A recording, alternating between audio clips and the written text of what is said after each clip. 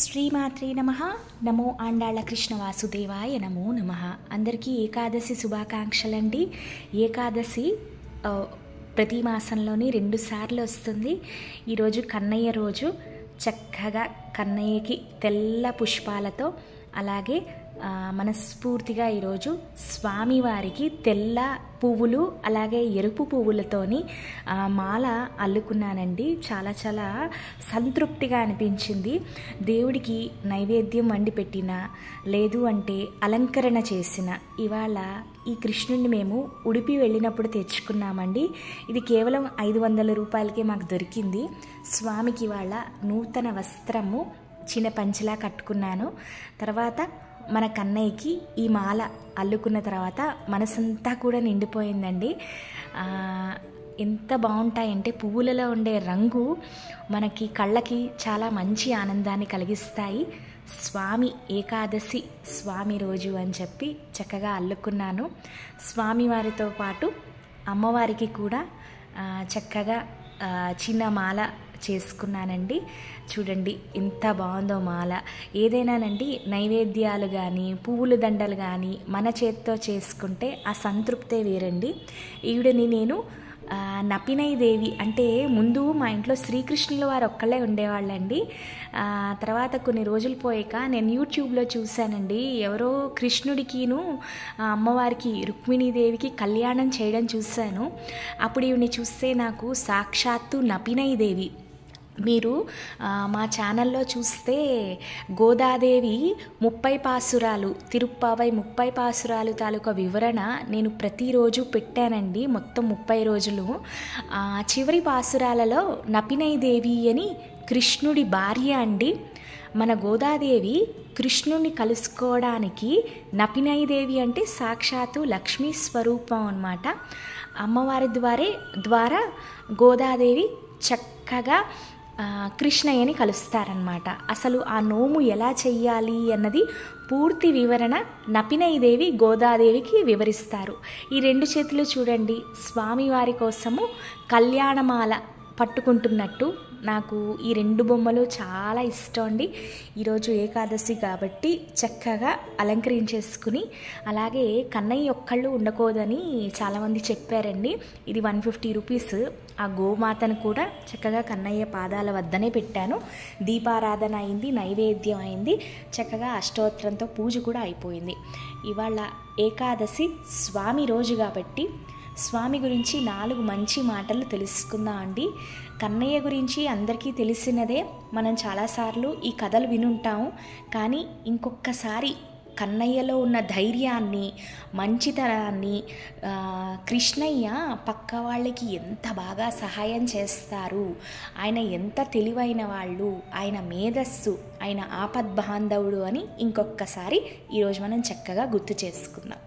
ఆ వాసుదేవుడైన శ్రీకృష్ణుడి పుట్టుకే ఎన్నో గండాలతో మొదలైందండి. స్వామివారు ఒక కారాగారంలో ఉద్భవించారు. ఆయన సొంత మేనమావ అయిన కంసుడు వల్ల ఆయనకి ఎన్నో ముప్పులు తిప్పలు. ఆయన సొంత చెల్లి అండి దేవకి, అలాగే వసుదేవుడు శ్రీకృష్ణుడి వాళ్ళ అమ్మ నాన్న. వీళ్ళిద్దరికీ పుట్టే 8వ సంతానం వల్ల వచ్చే మృత్యు భయం వల్ల కంసమామ దేవకికి పుట్టిన ప్రతి సంతానాన్ని చంపేద్దాము అని అనుకున్నారు. అలాగే అర్ధరాత్రి, కారాగారం, చీకటి, ఎవ్వరూ లేరు. అప్పుడు ఒక తేజస్సు వెలుగులోంచి ఎంత అంధకారం ఉన్నా సరే స్వామివారు కాంతి రూపంలో ఉద్భవించారండి. అనుకోకుండా ఆ కారాగారం తాలూకా తలుపులు వాటంతట అవే తెరుచుకున్నాయి.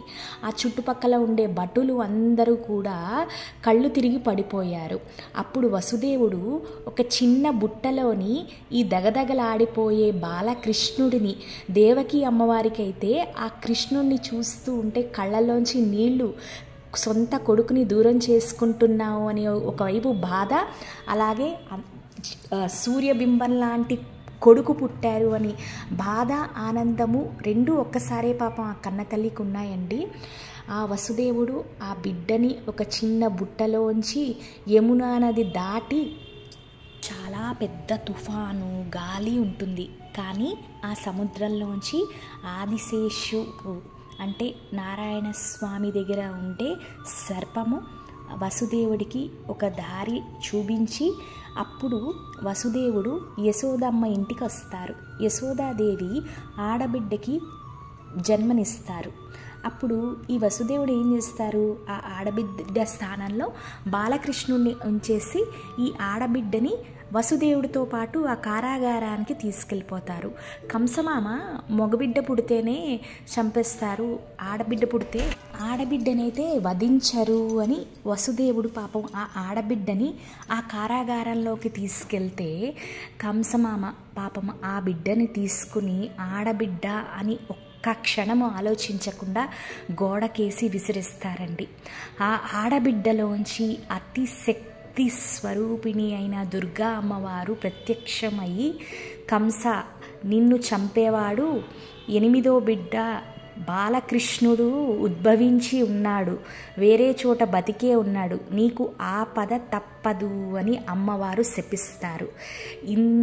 ఇలా కృష్ణయ్య జన్మించారండి. ఇన్ని కష్టాలలో కృష్ణయ్య జన్మించారు.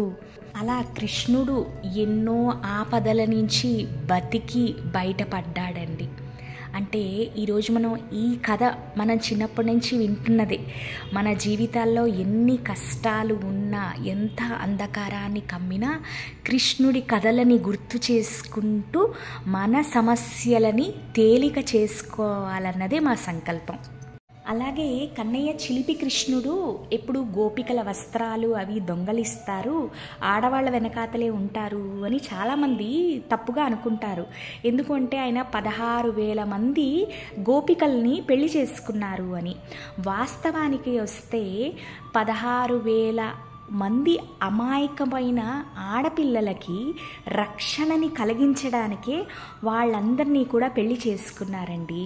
నరకాసురుడు అని ఒక పెద్ద రాక్షసుడి ఈ అమాయకులైన ఆడపిల్లల్ని కాపాడడానికి సత్యభామ స్వయంగా శ్రీకృష్ణుల వారిని వేడుకుంటారు, స్వామి వీళ్ళందరినీ మీరు పెళ్లి చేసుకుని వీళ్ళకి ఒక ఆధారము, ఈ ప్రపంచంలో ఒక స్థానాన్ని కల్పించండి అని. అందుకనే కృష్ణుడు అర్జునుడికి వెన్నంటే ఉంటూ మహాభారతాన్నంతా నడిపించారు.